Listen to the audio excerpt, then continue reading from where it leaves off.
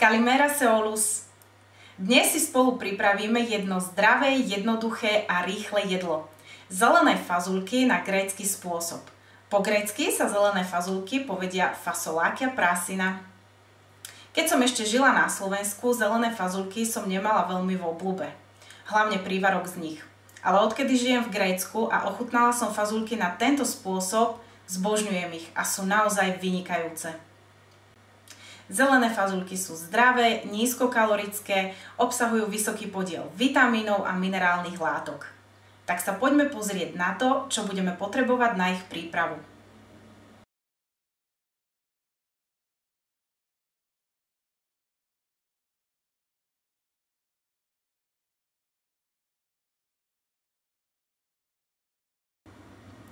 Pol kila zelených fazuliek, fazulky som si už predtým očistila a umyla.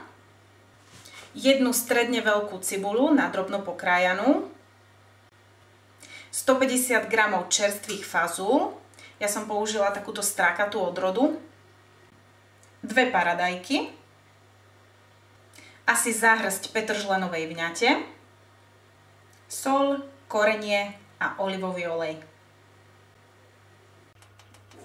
Do hrnca nalejeme trošku oleja, pridáme nakrájanú cibuľu,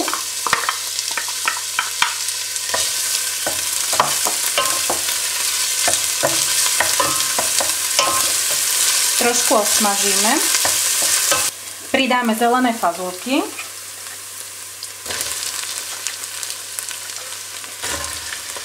toto množstvo vyjde asi na 2 porcie.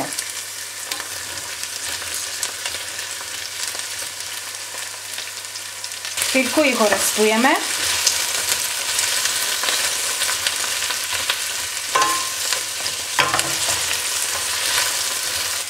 Podlejeme troškou vody. Dáme pokrájané rajčiny. Čerstvé fazule.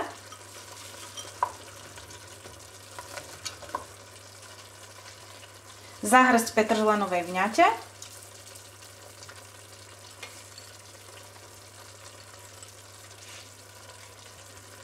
Pridáme soľ. Čierne mleté korenie. Teraz pridáme asi pol hrnčeka olivového oleja. Nebojte sa pridať olivový olej, môžete pridať aj viac. Záleží podľa chuti. Toto jedlo olivový olej potrebuje. Olivový olej mu dodá vynikajúcu fantastickú chuť. Zamiešame. Dusíme asi hodinku. Potrebné je, aby sa nám odparila aj všetká voda. Výborne, fazulky sa nám uvarili, tak poďme si ich naservírovať. K zeleným fazulkám najčastejšie podávame fetu, ktorá sa k tomuto jedlu vynikajúco hodí. Prajem vám dobrú chuť. Kaliorexy.